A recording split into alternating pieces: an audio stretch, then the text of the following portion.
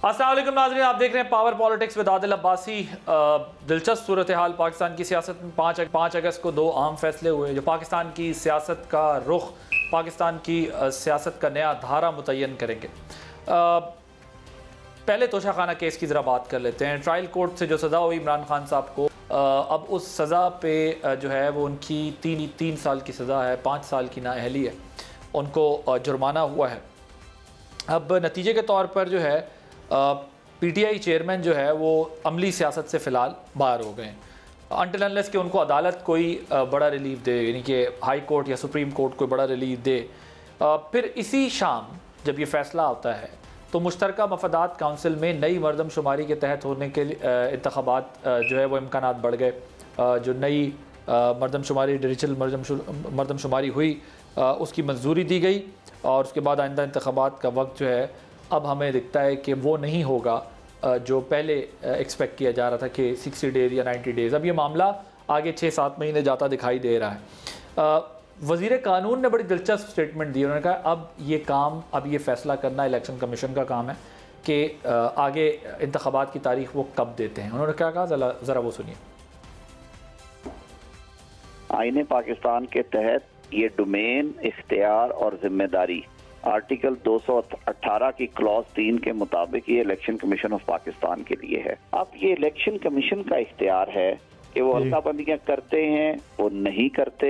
अगर वो हल्का बंदियों का फैसला करते हैं तो हल्का बंदियों का टाइम जाहिर है आप इसमें ऐड कर लें। वो बड़ी भी जल्दी करें तो मेरे ख्याल में 3 माह के अंदर अंदर वो होंगी, और फिर उसमें आप 50 डे करें साथ में, तो ये महीना 1.5 महीना उस सूरत में आगे चला जाएगा। जी, तो वज़ीर कानून की गुफ्तगू भी आपने सुनी, लेकिन सुप्रीम कोर्ट का तफसीली फ़ैसला आ गया है जिसमें उन्होंने कहा है कि 60 या 90 दिन के अंदर इंतखाबात कराने हैं, और ये इस्तेहकाक जो है वो इलेक्शन कमीशन का नहीं है कि इलेक्शन कमीशन ये फ़ैसला करेगा। अब ये देखना है कि इलेक्शन कमीशन इस हवाले से इलेक्शन कमीशन क्या फ़ैसला करता है। लेकिन सुप्रीम कोर्ट ने जो है पंजाब और केपी के इलेक्शंस का जो तफसीली फ़ैसला जारी किया है उससे हमें ये पता चलता है कि इलेक्शन का इनेकाद जो है वो 60 या 90 दिन के अंदर किया जाए। दूसरा, वज़ीर आज़म ने कसूर से इलेक्शन मुहिम का भी आगाज़ कर दिया है, और इलेक्शन मुहिम में उन्होंने इस अज़म को दोहराया है कि 9 अगस्त को हर सूरत असम्बलीज़ डिज़ोल्व कर दी जाएंगी। उसके बाद इंटरिम सेटअप आएगा। इंटरिम सेटअप जब आएगा तो इंटरिम सेटअप जब निज़ाम संभालेगा वो कितने अरसे पे मुहीद होगा, उसका इन्हिसार इलेक्शन कमीशन के फ़ैसले पर होगा। वो क्या फ़ैसला करता है इलेक्शन कमीशन। तमाम एक नया कॉन्स्टिट्यूशनल क्राइसिस जो है वो क्रिएट हो रहा है, एक नया आइनी बहरान जन्म ले रहा है। और दूसरा सवाल अहम यह है कि जो निगरान हुकूमत है उसकी कंपोजिशन क्या होगी।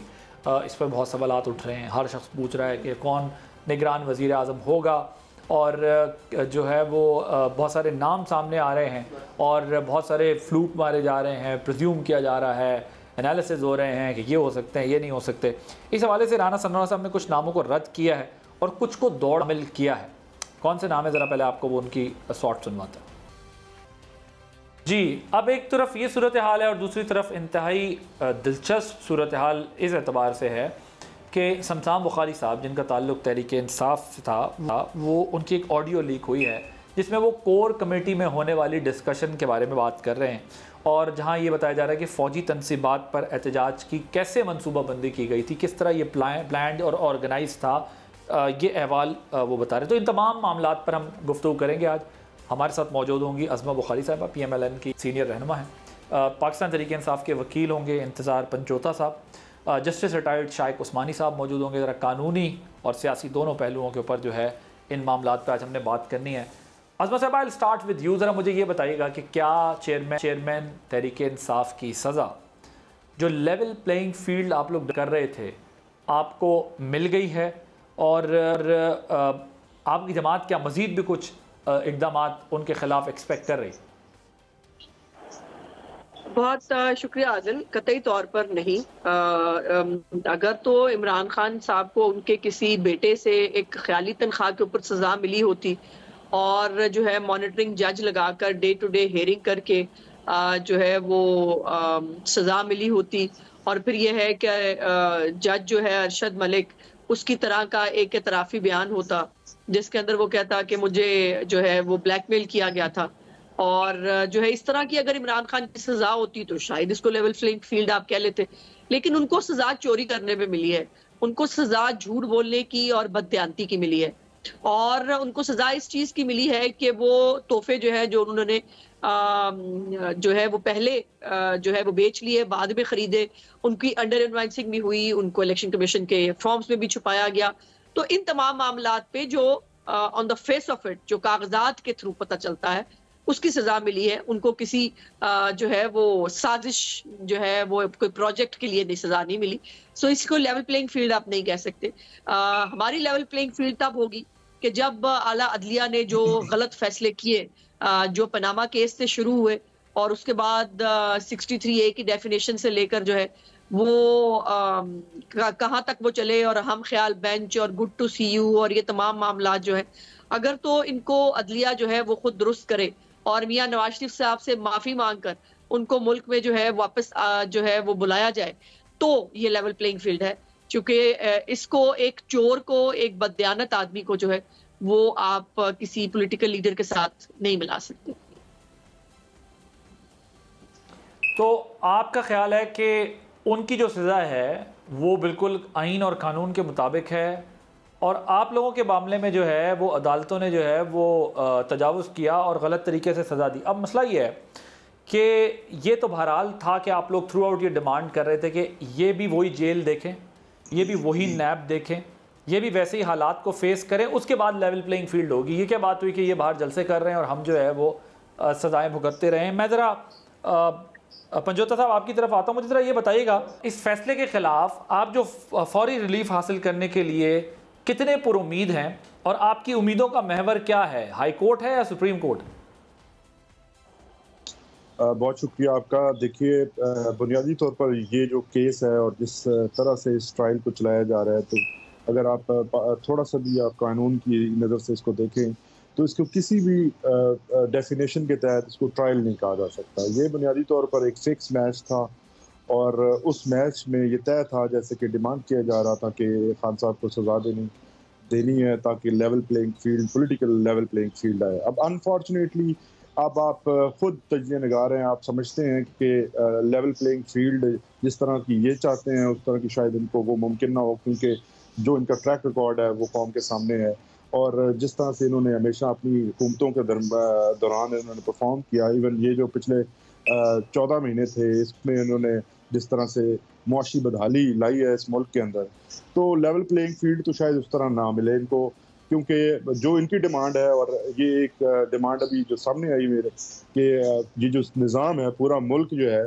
वो नवाज शरीफ से माफ़ी मांगे। भाई कौन से कानून के तहत माफ़ी मांगे ये भी तो बताइए, कौन से आइन के अंदर ये मौजूद है कि एक मुजरम जो इस निज़ाम को धोखा दे के चला गया है, 50 रुपए के स्टैम्प पेपर के ऊपर वो अपनी दवाई लेने गया था कहने को, लेकिन यहाँ पर वापसी का उसका कोई नामो निशान नहीं है। पहले तो ये माफ़ी मांगे। ये जो वज़ीर आज़म 1.5 साल से बने बैठे हैं, इन्होंने किस तरह से ये वज़ीर आज़म किस तरह से बन सकते हैं जब इन्होंने झूठा एक एफिडेविट अदालत के अंदर दे रखा है। और मैं हैरान हूँ कि अदालत की तरफ से अभी तक कोई एक्शन इनके अगेंस्ट नहीं लिया गया, जबकि यहाँ इमरान खान के जो हर केस के अंदर खान साहब जब पेश होते रहे, अगर एक हेयरिंग इस वजह से मिस होती थी कि किसी और अदालत में गया हुआ है तो छोटी को साथ ही नोटिस आ जाता था, लेकिन यहाँ आप देखें कि उनको 1.5 साल वज़ीर आज़म बनवाए रखा और जो मुल्क है उसका दिवालिया निकलवा दिया गया है। अनफॉर्चुनेटली आप ये देखें कि IMF की तरफ से किसी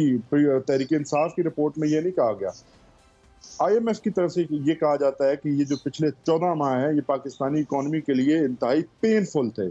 तो ऐसी पेनफुल परफॉर्मेंस के ऊपर आप ये चाहते हैं कि पूरा निज़ाम जो है, पूरा मुल्क जो है वो इनसे माफ़ी मांगे और अदलिया भी इनसे माफ़ी मांगे। ये इतने बड़े हैं, आप देखें कि इन्होंने किया क्या है इस मुल्क के लिए, ऐसा क्या किया है? कि ये मुझे बताएं कि आपका जो इस वक्त उम्मीदों का महवर है, आपकी तवक्कुआत सुप्रीम कोर्ट से ज़्यादा हैं या आप फौरी रिलीफ हाई कोर्ट से एक्सपेक्ट कर रहे हैं? देखिए, सबसे बुनियादी जो चीज़ है, हमने हमेशा कानून के अंदर रहकर इस फाइट को लड़ाया है। अब सबसे पहली जो इसमें स्टेप है हमारा हाई कोर्ट है। हम इस्लामाबाद हाई कोर्ट में इसके अगेंस्ट सुबह जो है वो अपील फाइल करेंगे, और हम उम्मीद करते हैं डिस्पाइट ऑफ द फैक्ट कि हमें पीछे ना फेयर ट्रायल दिया गया, किसी भी तरह से आप इसको फेयर ट्रायल नहीं कह सकते कि एक तरफ चीफ जस्टिस साहब ने विटनेसेस की जो हमारी दरख्वास्त थी उसके ऊपर नोटिस फरमाया और हमें बांध कर नीचे जो है ट्रायल कोर्ट के आगे फेंक दिया कि फैसला हो जाए। अब आप ये देखिए कि जिस दरख्वास्त के ऊपर चीफ जस्टिस ने नोटिस फरमाए थे वो 10 तारीख के लिए फिक्स है, लेकिन नीचे ट्रायल के अंदर सजा हो के जो खान साहब हैं उनको पकड़ के अबडक्ट करके, मैं कहूँगा क्योंकि वो जो गिरफ्तारी है वो कानून के लिहाज से बिल्कुल सर अब देखिए ना, इसमें दो एतराज है ना, इसमें दो एतराज है। एक तो ये है कि I am not comparing this case with the case of Mian Nawaz Sharif, but उसमें एक मसला है कि जो ट्रायल कोर्ट में उनका केस चलना चाहिए था वो वहाँ सुप्रीम कोर्ट पहले चलाती है, एक मॉनिटरिंग जज लगाती है, सुप्रीम कोर्ट पैक करके उनको डिस्क्वालीफाई करके फिर अगले केसेस के लिए जो है वो ट्रायल कोर्ट भेजती है। इधर हाई कोर्ट्स ने उठा के दोबारा ट्रायल कोर्ट में भेज दिया मामला, तो आप ये कहते हैं कि उनके हाथ पांव बांध के उनको जो है वो दोबारा फेंक दिया गया। फिर कुछ टेक्निकल तरीके से आप लोगों ने ये सारा केस लड़ा है ना, आप लोग केस के मेरिट से ज़्यादा टेक्निकलिटीज़ को बेस बनाते रहे इस सारे केस के अंदर। और मैं ज़रा let me take a response from justice retired Shahid Usmani साहब। सर थैंक सिर्फ एक मैं I'll give you ji add करूंगा कि जो विटनेसेस हम कह रहे हैं कि हमारे विटनेसेस को चांस दिया जाए, हम अपने डिफेंस का जो हमारा वर्जन है उसे रिकॉर्ड किया जाए, तो ये टेक्निकलिटीज नहीं है। सबसे पहले जब आप केस लड़ते हैं तो आप केस के मेरिट्स और टेक्निकलिटीज और जुरिसडिक्शन की बात करते हैं, उसके बाद जब मेरिट पे बात होती है तो फिर आप अपना दिफा देते हैं। हमारा दिफा जो है वो सुना नहीं गया, हमें जो है वो ओके आपका पॉइंट आ गया, मैं लेकिन पॉइंट आपका आ गया, लेकिन तमाम के तमाम केसेस जितने भी इस वक्त इमरान खान साहब के ऊपर चल रहे हैं उनमें उन्होंने टेक्निकल सपोर्ट लेने की कोशिश की है, बजाय इसके कि कानूनी तौर पर अगर कोई चीज उसको जो है वो आप वजाहत के साथ सबूत के साथ सामने रखते कि जी ये मामला था, ये मैंने लिया और ये दिया, लेकिन आपने उसकी मेंटेनेबिलिटी को बहुत फोकस करके रखा। मैं ज़रा जस्टिस साहब मुझे ये बताइएगा कि can we compare these two, like कोई मियाँ साहब का केस या खान साहब का जो केस है, क्या इसको कंपेयर किया जा सकता है जिससे, या फिर इसको पॉलिटिकली कंपेयर किया जाए, और आपके ख्याल में ये कितना रिलीफ मिलने का चांस है चेयरमैन पीटीआई को, फौरी रिलीफ मिलने का कितना चांस है? देखिए इसमें नवाज शरीफ का जो केस था वो मुख्तलिफ था, वो सुप्रीम कोर्ट में था, पिटीशन थी, उसमें उन्होंने डिसाइड किया on the basis of law. यहाँ पे तो ये क्रिमिनल केस था और उस क्रिमिनल केस पर उन्होंने फैसला करना था, और उसमें जहाँ तक कि मैंने देखी है जजमेंट, उन्होंने दिखाया कि जो विटनेसेस दे के आए थे प्रोसिक्यूशन, उनका क्रॉस एग्जामिनेशन भी हुआ, सब कुछ हुआ।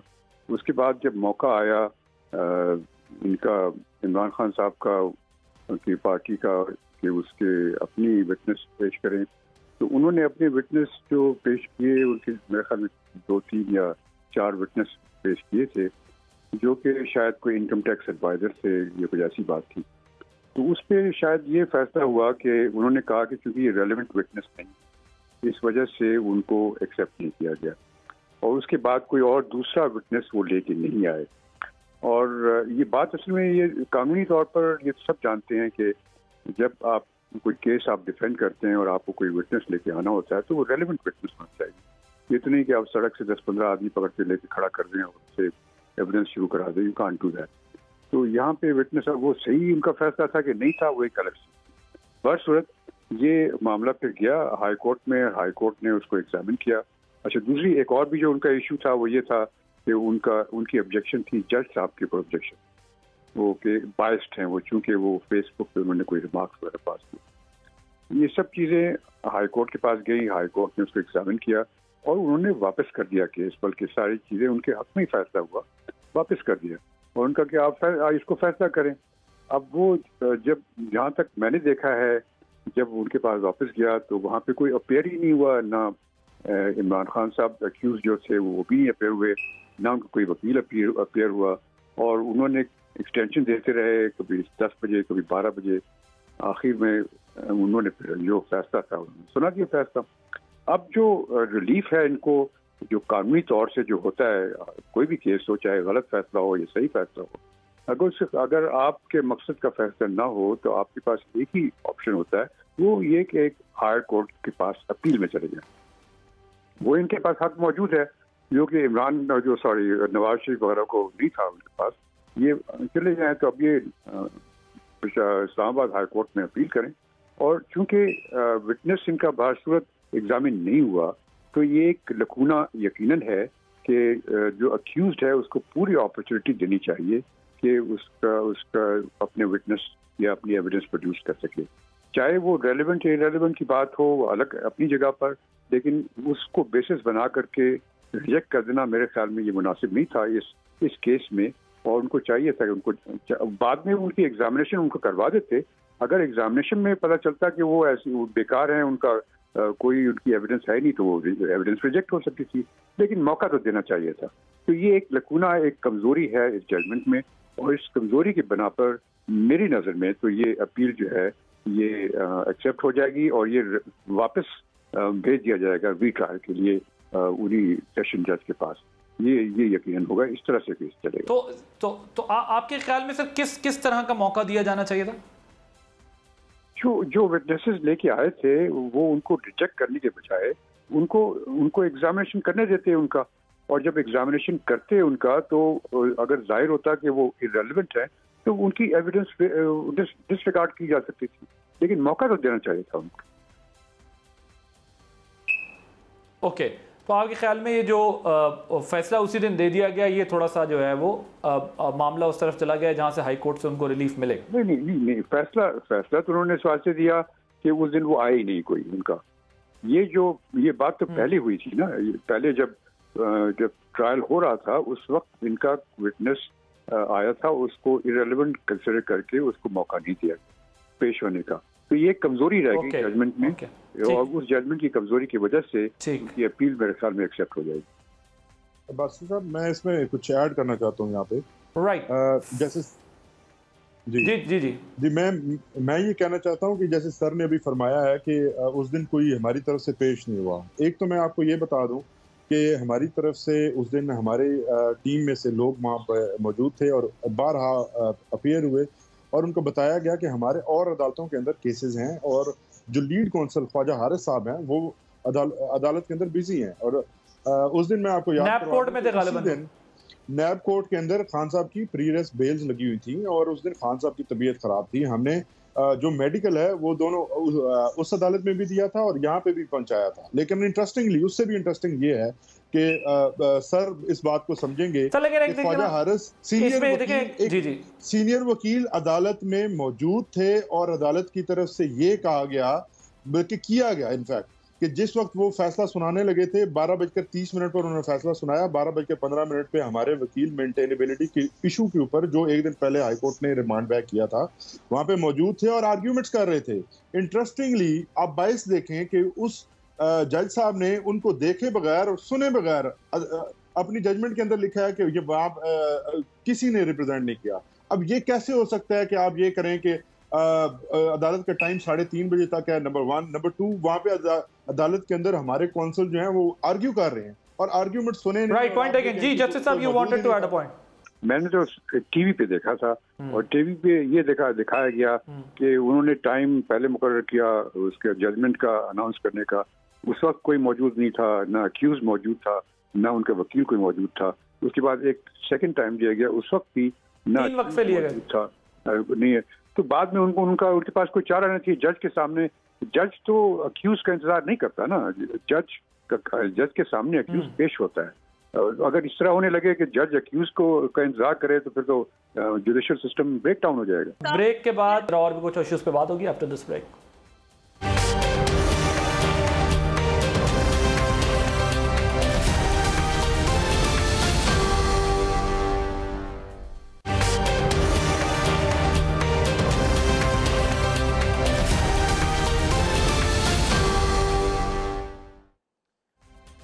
जी, वेलकम बैक। साहबा, अब मामला ये है कि वो ये कहते हैं, एक तो कोई कंपैरिजन ही नहीं है क्योंकि आप लोगों ने जवाब ही नहीं दिया जहां अदालतों में जवाब देना था।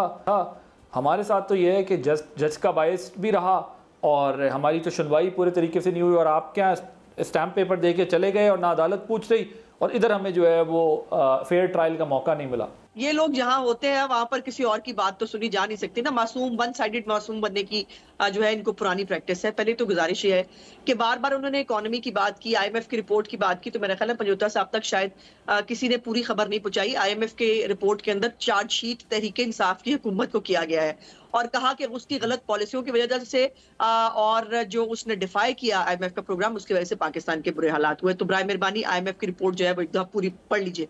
दूसरी बात यह है कि वो पूछ रहे हैं कौन से कानून के तहत जो है वो माफी मांगनी चाहिए। ब्लैक स्टॉ डिक्शनरी निकाल लेते हैं जी, जहां से एसेट की डेफिनेशन ली गई थी और एक बेटे से ख्याली तनख्वाह के ऊपर जो है वो नवाज शरीफ साहब को जो है वो किया गया था डिस्क्वालीफाई। तो वहां से देख लेते हैं जी, वहां से कौन से कानून के तहत माफी मांगनी है। बात यह है कि जो इंसाफ की जहां तक बात है, ये अगर तो ये ना भाग रहे होते ना अदालत से, या ये बिल्कुल मासूम होते, इन्होंने बिल्कुल कोई स्टे ऑर्डर भी ना लिया होता, इन्होंने कोई जो है वो कहीं पर भी लिटिगेशन में ना गए होते, इन्होंने फर्द जुर्म रोकने की कोशिश ना की होती, जुडिशियल कॉम्प्लेक्स पे हमला ना कराया होता, जो है फाइल जो है वो वकील साहब के हाथ में से कहीं गुम ना हो गई होती, ये सब कुछ ना हुआ होता ना, और 10 दफा ये रिमांड बैक का तमाशा ना हुआ होता, तो शायद समझ में आ जाता है। फिर दूसरी बात ये है कि बड़ा सिंपल है ना, वो कहते हैं वो बड़े सादिक और अमीन है। उस सादिक और अमीन से ये तो पता करा देते कि ये बता दे कि ये जो गिफ्ट जो उमर फारूक जहूर अपने हाथ में लिए फिर रहा है, उसके पास ये गिफ्ट पहुंचा कैसे, ये गिफ्ट वहां कैसे चला गया। आपने जो जिस शख्स का नाम लिया था कि उसको हमने बेचा था और उससे जो है वो 5 करोड़ रुपए का हमने जो है उसको बेचा था, उसने तो उसने आप पे FIR कराई हुई है कि झूठ बोलते हैं। मैंने तो, और कच्ची रसीद हाथ से लिखी हुई, हमारे 50 रुपए के स्टैम्प पेपर पे बात वो कर रहे हैं जिन्होंने हाथ से लिखी हुई कच्ची रसीद दी है 5 करोड़ की, उस घड़ी साल की, जिस बेचारे की पूरे साल की इनकम जो है वो करोड़ में नहीं है, और जो है वो हमें बता रहे हैं कि जो है वो क्या होता है। दूसरी बात यह है कि फेयर ट्रायल, इनको फेयर ट्रायल का मौका 1 साल से मिला। इनको तो ये तो मुकद्दर वाले हैं, इनको इनकी शक्लें देखकर खुशी होती है, लोगों को गुड टू सी यू कहा जाता है। इनके लिए सांसें जो हैं वो परेशान होती हैं, सांसें दुआएं मांगती हैं। ये तो खुशकिस्मत लोग हैं ना, ये हम पाकिस्तानी आम बंदे जो है ना, उनके लिए मसाइल हैं इंसाफ के, इनके लिए क्या मसला है। और क्या नहीं किया, उस जज को आपने धमकियां भी दी, उसको सरेआम गालियां भी दी, कोर्ट के अंदर खड़े होकर जो है वो हल्ला गुल्ला भी किया, फिर आपने उसकी कैरेक्टर असैसिनेशन भी की, आपने उसके खिलाफ जो है वो आप एक फेसबुक की स्टोरियां भी आप निकाल के लेके। यार मजे की बात यह है, हुमायूं दिलावर इतना पहुंचा हुआ बुजुर्ग जज है कि उसने 2014 में वो जो घड़ी है ना वो काबे की शक्ल वाली, उसकी उसने पहले लगा दी थी, जो है ना वो पोस्ट 2014 में लगा दी थी उसने। क्या मतलब, आप पहुंचा हुआ जज था वो, आप इससे अंदाजा लगाइए। तो ये जो है ना, ये जमाने पहले जमानों में ये बातें चल जाया करती थी, मीडिया का जमाना है। दूसरी बात ये है कि ख्वाजा हारिस साहब को पूरी दुनिया ने रिकॉर्ड किया कि वो कितने बजे अदालत तशरीफ ला रहे थे। 3 दफा जो है अर्जन किया गया, वहां पर तो जज साहब वहां पे शेर सुन रहे थे अदालत के अंदर बैठकर, वहां पे शेर व शायरी वो बेचारे सुन रहे थे कि इनको बुला लो, कहीं से जो है इनका इंतजार करो। लेकिन इनका पहले दिन से डिलेइंग टैक्टिक्स का जो है वो था, यही एक प्लान था कि हमें इसको जो है वो डिले करना है, टेक्निकल मामलात पे खेलना है, चूंकि चोरी का जवाब देने की जो है वो इनके पास जवाब नहीं था। जब जवाब नहीं दिया जाता फिर खाली गाली दी जाती है। ब्रेक लेता हूँ, ब्रेक के बाद इसका जवाब लेंगे फिर पंचोता साहब से। जिस तरह आपने कहा कि कच्ची रसीदें दी गई हैं घड़ी की, और आपसे स्टैंप का सवाल जाहिर है वो कर रहे हैं कि गए वापस नहीं आए, लेकिन आपने कहा कि ये अपनी कच्ची घड़ी की रसीद की जो कच्ची रसीदें हैं उसका हिसाब जो है वो दें। जरा और भी कुछ इश्यूज पे बात होगी आफ्टर दिस ब्रेक।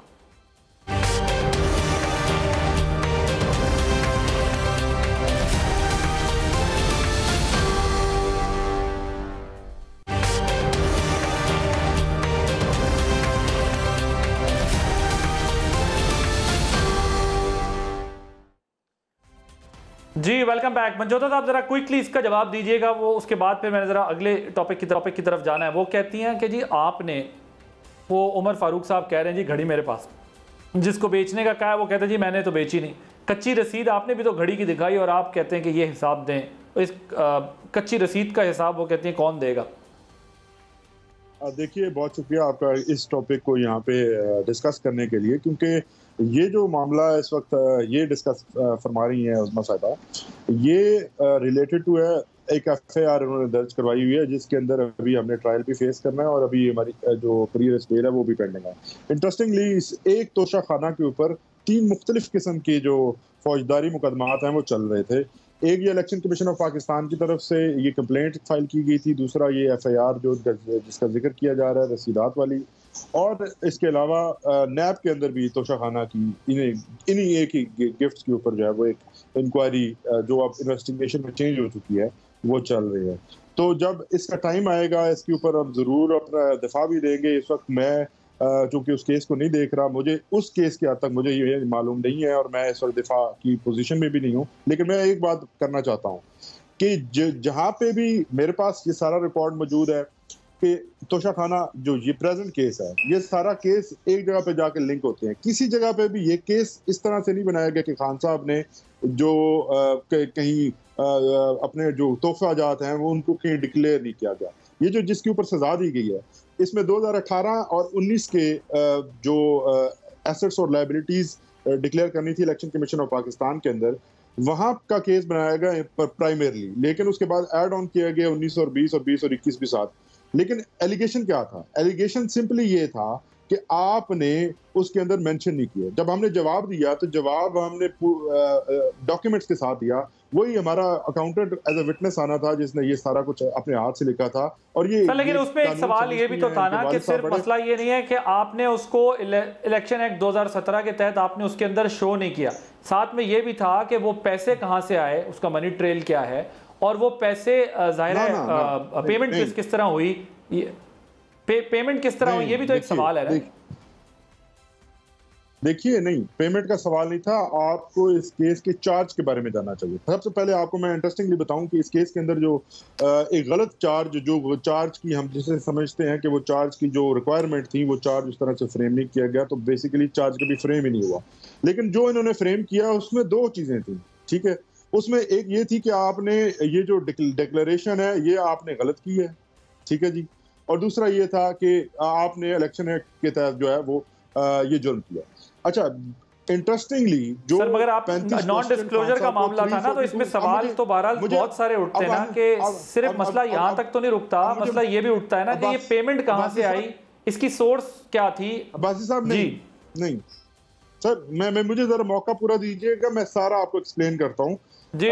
मुझे अब काइंडली पूरा जवाब क्विकली, मैंने फिर अगले टॉपिक की तरफ जाना। जी, मैं आपको पूरा जवाब ये दे रहा हूँ कि ये जो जितने एलिगेशन लगाए गए थे, ये 35 क्वेश्चन जो 342 की स्टेटमेंट के अंदर खान साहब के ऊपर पुट किए गए, उनके तमाम के जवाबात मुकम्मल तफसील और एविडेंस के साथ दिए गए। लेकिन जो डॉक्यूमेंट्री एविडेंस हमने देना था वो हमें मौका नहीं दिया गया। अब मैं आपको डिटेल बता देता हूँ शॉर्ट सी। इल्ज़ाम ये लगाया गया कि आपने उसके अंदर वो मेंशन नहीं किए, जबकि वो पूरी तरह से मेंशन है किसी जगह पे FBR के अंदर, क्योंकि वहाँ पे डिफरेंट उनके कोड्स होते हैं, वो कोड्स के थ्रू हर चीज में मेंशन है। हमारा सिर्फ इनका केस सिर्फ ये है कि तोशा खाना का लफ्ज नहीं लिखा हुआ। अब केस को जरा समझिएगा, इनका एलिगेशन ये है कि आपने ये मेंशन नहीं किया कि ये जो पैसे आपके अकाउंट में पड़े हुए हैं ये पैसे तोशा खाना के पैसे हैं, और इनका कोई केस नहीं है। हम ये कहते हैं कि ये जो लेकिन फॉर्म बी में तो मेंशन नहीं किया था ना। सुनिए, नहीं सुने, यही केस है कि फॉर्म बी जो इलेक्शन एक्ट की रिक्वायरमेंट है उसके अंदर कोई अलग कॉलम मौजूद नहीं है, और ये कानूनी तौर पर जरूरी नहीं है कि हम लिखें कि तोशा खाना, हमारे पैसे वहां मौजूद हैं जो तोशा खाना गिफ्ट किए हैं या जो हमने पेमेंट की है या जो हमने टैक्स अदा किया उसके ऊपर, वो सारी चीजें उसके अंदर मौजूद हैं। कोई चीज ये नहीं है कि कंसील। लेकिन इस केस में इस कॉलम को आइडेंटिफाई किया गया है ना। No, not at all. उसके अंदर वो किसी जगह पे कॉलम मौजूद नहीं है, कोई कानूनी रिक्वायरमेंट नहीं है। जो FBR के अंदर जो फॉर्म जाते हैं, नहीं, वो तो कॉलम 2J के अंदर आपको लिखना है ना। सुनिए ना सर, सुनिए ना, नहीं, कॉलम 2J के अंदर है ना फॉर्म बी के। ये सर मेरी अर्ज सुनिए कि वहां पे जो रिक्वायरमेंट थी उसके मुताबिक वो टोटल एसेट की जिसके ऊपर हमने खरीदे उसको वहां पे मेंशन किया गया है। अब यहाँ आप ये कहें कि आप ख्याली तौर पे आप ये कहें कि ये आपको तोशा खाना का यहाँ पे मेंशन करना था, मैं पीछे लेके जाऊंगा कि नवाज शरीफ साहब ने लिए गिफ्ट, खाकान अब्बासी साहब ने गिफ्ट लिए, किसी के ऊपर इस किस्म का केस बनाया गया हो यहाँ पे कोई, तो ये पहली दफा तो ये केस बनाया। अच्छा, मैं जरा ये आपका पॉइंट पिक कर गया हूं मैं, क्योंकि देखें वही मेरा पहले प्रोग्राम शुरू किया तो यही सवाल था कि टेक्निकल बेसिस पे आपने इस केस को लड़ाया है, और आप लोगों की कभी ये फारूक एच नाइक फॉर्मूले पे चले। मैं सर जरा इसका जवाब लेता हूं ना। मैं इसका जवाब इसी सवाल का जवाब लेता हूँ। मैं ज़रा अज़मा साहब मुझे बताइएगा, वो कहते हैं कि ख्वाजा आसिफ साहब ने और शायद हकान साहब ने भी फॉर्म बी के अंदर ये मैं अपना जो तोशाखाना से चीज़ें मिली हैं वो डिक्लेयर नहीं की हैं। इस फैसले की रोशनी में फिर तो उनके खिलाफ भी कार्रवाई हो सकती है। देखिए ये तो जाहिर है देख के पता चलेगा कि फैक्ट्स क्या है, लेकिन बात यह है कि किसी ने तोहफा बेचा है पहले आज तक। सवाल ये हो रहा है, मेरे भाई जो है वो बात को खामखा उलझा रहे हैं। एफबीआर के अंदर आपने जो है वो पहले तो अंडर इनवाइसिंग करके, मतलब ये जो शख्स जो है वो इतनी मॉरल हाई ग्राउंड लिया करता था, जो आपको पता ना वो बकरियां और भैंसे और जो है वो कमोड वगैरह चेक कराता होता था वजीर आजम हाउस को, कहता था कि बहुत मैं जो है वो ये करूंगा आके दयानतदारी। वहां पर आलम यह था कि खुद पहले जो है वो 20% देके बाद में 50% किया, पहले 20% के ऊपर वो किया, फिर अंडर इनवाइसिंग वो अलग एक जुर्म है। बट यहाँ सवाल ये है कि इलेक्शन कमीशन में चूंकि गोशवारे पब्लिक होते हैं, क्योंकि गोशवारे पब्लिकली सामने आते हैं, और इमरान खान इसके ऊपर एक दफा नहीं 2-3 मुख्तलिफ झूठ बोल चुके हैं।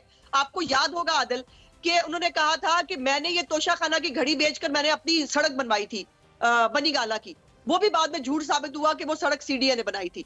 सो इन मौसूफ ने इस एक झूठ को छुपाने के लिए 100 झूठ बोले। अब तो सोने के लोटे का मामला भी आ गया है, अब तो जो है वो कोई क्लाशनकोफ जो है उसका भी बात आ रही है। बात यह है कि इस मौसूफ ने सिर्फ ये वो पाकिस्तान की हिस्ट्री का वाहिद वजीर आजम जो है वो सियासतदान है, तकलीफ है ये दोनों लफ्ज कहते हुए लेकिन कहना पड़ रहा है, कि जिसने इन तोहफों को कारोबार बनाया, इसने इन तोहफों को बाद में खरीदा, पहले बेच दिया। अब ये बताइए ना, ये सिंपल सी बात ये है, अभी जो कह रहे हैं कि इसकी जरूरत नहीं थी, जरूरत है ना। जब आप एक दिखा रहे हैं कि मैंने 5 करोड़ रुपए का जो है ये जो है हमने घड़ी बेची, तो वो 5 करोड़ आपने किसको बेची ये तो बताना पड़ेगा ना। ऐसे थोड़ी होता है मैंने तो हवा में बेच दी अगर जब तो वो घड़ी ऊपर फारूक ज़हूरी या कलाई में बंधी हुई नजर आ रही है। मैंने ये नुक्ता इसीलिए इनके सामने उठाया, मैं केस के स्पेसिफिकली इलेक्शन एक्ट के या इलेक्शन कमीशन के मामले को डिस्कस करने की बात नहीं कर रहा था इनसे भी। मैं जो ट्रायल कोर्ट में इनको सजा हुई है मैं उस पर इनसे यही बात करता हूँ, उस केस के मेरिट पे भी बात नहीं कर रहा, तो स्पेसिफिकली उस केस के ऊपर मैं बात नहीं कर रहा, लेकिन इन जनरल ये तो साबित करना पड़ेगा कि पैसे कहां से आए और सोर्स ऑफ अर्निंग क्या थी और किस तरह पैसे जो है वो दिए गए। दायरा है ये एक आम पब्लिक के जहन में तो सवाल है ना कि वो अर्निंग कहां से आई थी। लेकिन मुझे ये बताइएगा, जरा ब्रीफ कमेंट कीजिएगा अज़मा साहिबा, इस हिसाब से जो फॉर्म बी में इनको सजा हुई है, फिर तो जो ख्वाजा आसिफ साहब है वो भी गए, शाहिद साहब है वो भी गए, और फॉर्म बी में उन्होंने मेंशन नहीं किया तो वो भी नाअहल हो जाएंगे क्या 5-5 साल के लिए। और दूसरा मसला ये भी है कि इस बेस के ऊपर फिर सियासतदानों की नाअहली शुरू हो जाएगी। और ये शाहिद साहब इज ऑन रिकॉर्ड, उन्होंने कहा मेरा तोहफा है, मेरी मर्जी, मैंने जिस तरह रखा है जो किया है वो भी ये कह चुके हैं रिकॉर्ड पे। देखिए मैं गुजारिश करी हूँ, ये मेरे पास जो है मेरे फॉर्म की कॉपी है जो हम हर साल जमा कराते हैं। ये देखिए, assets transferred to any person, exactly ये भी लिखा हुआ है, विद कंसिडरेशन और विदाउट, और रिवोकेबल ट्रांसफर भी लिखी हुई है इसके अंदर। और हम हर साल, ये मेरे अपने फॉर्म की कॉपी है, ये हर साल वहां जमा कराई जाती है। गुजारिश ये है कि यहाँ पर चूंकि बताने को नहीं था, चूंकि झूठ बोला हुआ है, चूंकि फराह गोगी जो है वो मनी लॉन्ड्रिंग करके उमर फारूक ज़हूर को शहजाद अकबर के कहने पर ये घड़ी का सेट जो है वो बेचकर वहां से पैसे लेके आई थी, इसलिए इसका कोई जवाब बन नहीं पा रहा। जहां तक जो आपने बात कर रहे हैं ख्वाजा आसिफ साहब की, खाकान अब्बासी साहब की, अगर उन्होंने भी ये कारोबार किया होगा, अगर उन्होंने ये तोहफे जो है वो कारोबार करके बेच दिए होंगे और उसकी जो है उन्होंने डिक्लेयर नहीं किया होगा, तो यकीन ना उनके ऊपर भी कानून एप्लीकेबल होता है। लेकिन इमरान खान की लेवल का बदनीयत, झूठा और चोर पाकिस्तान की सियासत में, जो एक तरफ जिसने ज़कात और खैरात नहीं छोड़ी, आप क्या बात करते हो, उसने तोहफे क्यों छोड़ने थे? उसने जो अभी तक फॉरेन फंडिंग का केस है उसको भी उन्होंने 11 साल लटकाया। प्रोग्राम ये है और था, इनकी जो प्लानिंग ये थी जो वकला की, कि इसको जो है 11 साल तक लटकाया जाए और इसका जवाब ना दिया जाए। लेकिन ऐसा नहीं होता, जवाब तो फिर किसी ना किसी दिन आपको देना ही पड़ता है ना, ऐसे थोड़ी होता, कब तक बच जाएंगे। ओके चले, पंजोता साहब, you wanted to respond to that, जरा क्विकली करें, फिर मैं एक सवाल और मैं इस पे ये कहूंगा कि ये मेरी बहन ने एक फॉर्म का जिक्र किया है, इसके अंदर जो एसेट्स लिखे हुए हैं वो मूवेबल प्रॉपर्टीज हैं या इमूवेबल प्रॉपर्टीज है, ऐसी प्रॉपर्टीज हैं। अब ये इनसे पूछें कि रिवोकेबल और इरिवोकेबल कौन सी होती हैं, इनको ये शायद थोड़ी सी मैं समझता हूँ कि इनका लीगल बैकग्राउंड है, इनके वालिद साहब बड़े अच्छे ट्रायल लॉयर थे, लेकिन इनको ये भी पता होना चाहिए कि वो चीजें यहाँ पे मेंशन करनी है जो आपके नाम पे रजिस्टर्ड थी। वो गिफ्ट्स, जैसे आपने कोई कालीन लिया है, कोई घड़ी लिया, कोई तस्बीह ली है, कोई ऐसी छोटी चीजें जो ली हुई हैं, वो आपके नाम पे रजिस्टर्ड नहीं होती। और ऐसी चीजों को आप कैसे मेंशन करेंगे? और यहाँ पे आप बात का बतंगड़ बनाते जाएं, आप इल्जामात पे इल्जामात लगाते जाए, उसकी कोई लिमिट नहीं है। अब ये आप इनसे एक सवाल ये मेरी तरफ से भी पूछिए कि ये जो आप इल्जामात लगा रहे हैं, किसी जगह पे आपका ये केस था जिस तरह से ये मुख्तलिफ लोगों के नाम लेके फलां ने ये किया, फलां ने ये किया, मुझे इस तरह से आदत नहीं है, ना मैं करूंगा, लेकिन ये जो पर्सनल स्पेसिफिक होके ये एलिगेशंस लगा रही हैं, ये कितना गैर अखलाकी काम है कि आपको मालूम नहीं है कि आपकी हुकूमत की तरफ से या इलेक्शन कमीशन की तरफ से केस क्या बनाया गया है और केस किससे हट के आप उसके ऊपर जो है वो अपने रिमार्क्स जी अज़मा साहिबा दे रही हैं। अज़मा साहिबा देखिए, पहली तो बात यह है, पजोदा साहब खामखा गुस्सा कर गए हैं। गुस्सा करने वाली बात भाई नहीं है। गुस्सा करने वाली बात नहीं है। आप कानूनदान हैं, आप कानून की समझ बूझ रखती हैं। मैं समझता हूँ कि आपको उसी तरह से बात कर रहे हैं, कानून है, बात तो करने देना। हमायूं दिलावर साहब जो है ना, वो भी नहीं डरे थे। अज़मा साहिबा को बात करने दे। जी अज़मा साहिबा, मुझे बात कर लेने दे, बात करने दे। मेरी गुजारिश ये है कि आपको बेहतर पता होना चाहिए था, या इमरान खान को बेहतर पता होना चाहिए था कि उसको क्या डिक्लेयर करना है और क्या नहीं करना है। अब मेरी जो है वो लीगल नॉलेज की बजाय, अगर आपकी लीगल नॉलेज सबकी बहुत अच्छी होती तो ये टेक्निकल ग्राउंड्स पे केस ना लड़ा जा रहा होता। जिसको मैंने रेफर किया है, जो मैं कह रही हूँ, जो मेरी एक उसके मुताबिक है, इसके अंदर जो furniture, fittings and articles of personal use, ये भी एक कॉलम है जिसकी मैं बात कर रही हूँ। और मैं ये कह रही हूँ कि बकरियां आप डिक्लेयर कर रहे हैं, लेकिन जो हम जैसे गरीब लोग जो हैं, हम भी कोई एक आधी अंगूठी, कोई जो चीज हमारे पास है, हम वो डिक्लेयर कर देते हैं, वो तक डिक्लेयर नहीं है। मिस डिक्लेरेशन की इंतहा देखिए आप। और फिर दूसरी बात यह है कि पूरे उनके 300 कनाल के एक घर में, 7 कनाल के एक घर में और 3 कनाल की एक जो है बिल्डिंग के अंदर सिर्फ 5 लाख का फर्नीचर है। इससे आप इनकी जरा नीयत का अंदाजा लगाइए कि मौसूफ पाकिस्तान के कानून को किस तरह जूते की नोक पर रखते रहे हैं। और उनका ख्याल ये है कि उनको ना पूछा जाएगा, ना बताया जाएगा। अब ये जो तमाम चीजें हैं जो आपने अपनी आर्टिकल्स ऑफ पर्सनल यूज, और मैं और मेरे मियाँ, हम दोनों जो है वो इलेक्शन लड़ते हैं। मुझे जो है वो नोटिस आया 2 साल पहले कि जी आप जो है अपने मियाँ की, जो हालांकि वो अलग डिक्लेरेशन भरते हैं, लेकिन उन्होंने कहा अपने फॉर्म के अंदर आप उनका डिक्लेरेशन भी जरूर लिखें। हम एक दूसरे का डिक्लेरेशन जो है वो दोनों बजाय इसके कि उनका अलग जाता है, लेकिन फिर भी हमें लिखना पड़ता है। लेकिन इन मौसूफ को आप ना पर्सनल आर्टिकल्स की कोई चीज पूछ सकते हैं, ना आपने जो है वो कोई भी, उन्होंने कोई गिफ्ट अगर ट्रांसफर किए हैं विदाउट एडिक्वेट कंसिडरेशन दी है, या रिवोकेबल ट्रांसफर की है। मैंने तो कहा है रिवोकेबल इरिवोकेबल 2 चीजें अलग होंगी, बट बात यह है कि आपने तो कुछ भी डिक्लेयर नहीं किया। आपने सिर्फ 4 बकरियां डिक्लेयर करके पाकिस्तान के कानून के ऊपर बहुत बड़ा एहसान किया, और आपके ख्याल में उन 4 बकरियों के जो है वो सदके में आपको माफ कर देना चाहिए। ऐसा होता नहीं है। जी thank you so much Azma Bukhari साहिबा, आप मौजूद थे, तहरीक इंसाफ के वकील, आप गुफ्तगू सुन रहे थे। नाज़रीन, समसाम बुखारी साहब की एक ऑडियो लीक हुई है, मैं ज़रा आपको चाहता हूँ पहले आप वो सुने। रखी कोर कमेटी ओके फैसला कर दिया, ਉਹਦੇ ਚ अफरीदी सी, सूरी सी, ये वो हाँ मैं वो चैलेंज हो यार बना हाँ सूरी सी, अफरीदी सी, ये सी सारे ਜਿਹੜੇ ਉਹ ਮੁਰਾਦ ਸਹੀ ਸਭ ਤੋਂ ਉਹਨਾਂ ਕੇ ਇਹ ਜਿਹੜਾ ਹੈ ਨਾ ਜੀ, ਇਹ ਕੀ ਕੀਤਾ ਕਿ ਇਹਨਾਂ ਉੱਥੇ ਕਿਹਾ ਜੀ ਕਿ ਹੁਣ ਅਸੀਂ ਕੋਰ ਕਮਾਂਡਰ ਹਾਊਸ ਜਾਣਾ। ਸ਼ਫਕਤ ਨੇ ਕਿਹਾ ਨਾ ਜਾਓ, ਆਪਾਂ ਪਾਰਟੀ ਤਬਾਹ ਕਰ ਲਾਂਗੇ, ਨਾ ਜਾਓ। ਉਹਨੇ ਕਹਿੰਦੀ ਸਾਹਿਬ ਦਾ ਹੁਕਮ। ਸ਼ਫਕਤ ਨੇ ਗੱਡੀਆਂ ਨੂੰ ਕਿੱਕ ਮਾਰੀ ਤੇ ਆਪਣੇ ਘਰ वापस आ गया। जी आपने गुफ्तगू सुनी होगी, अब मुझे नहीं पता कि इसकी कानूनी हैसियत क्या होगी, इसको कबूल किया जाता है या कबूल नहीं किया जाता, लेकिन बहरहाल ये कुछ ऐसी चीज़ें हैं जो सामने आ रही हैं जो बड़ी ख़तरनाक हैं और हैरान कुन भी हैं कि सियासत जो है वो पाकिस्तान की यहाँ तक पहुँची है, और यहाँ तक आने के बाद जो है वो मामलात अब उस नहज पे पहुँच गए हैं जहाँ पर सियासत से ज़्यादा ज़ाती मुखालफत पर मामला जो है वो चला गया। तो पाकिस्तान की सियासत एक इंतहाई दिलचस्प दोराहे पे आ चुकी है। इंतखाबात कब होने कोई भी सर्टन नहीं है, कितना टाइम लगेगा, और अब सियासी मुखालफिन एक दूसरे को कानूनी, आइनी और अमली मैदान में प्रैक्टिकली पछाड़ने के लिए जो है वो बेचैन बैठे हैं। आदिल अब्बासी को इजाज़त दीजिए, अल्लाह हाफ़िज़।